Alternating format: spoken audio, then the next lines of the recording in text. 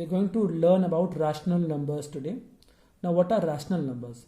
Rational numbers are all those numbers which can be expressed in the form of P upon Q. What is the meaning of P upon Q? Where P and Q both are integers.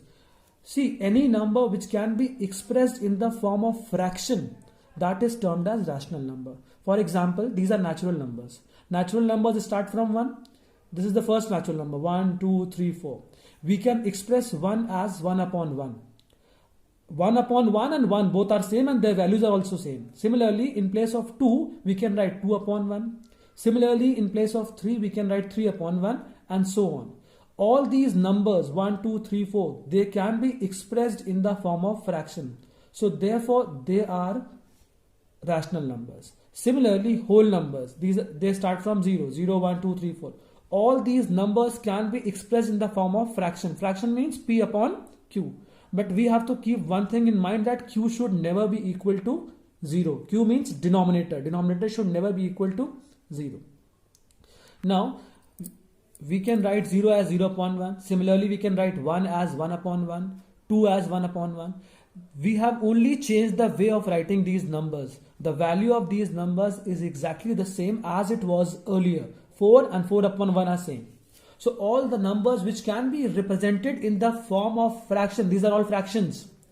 All those numbers which can be represented in the form of fraction, they are termed as rational numbers. Similarly, integers, all negative integers and all positive integers can be expressed in the form of fraction.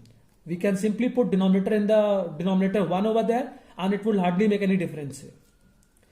Now let's come to fractions. Fractions are already rational numbers because they are already in the form of P upon Q. So we don't have to put any number at the denominator because they are already in the fraction form, so they are taken as rational numbers.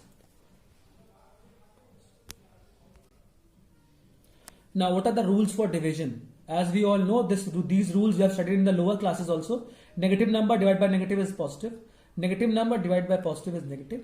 Positive number divided by negative is negative. And two positive numbers, when divided, they will give you positive number.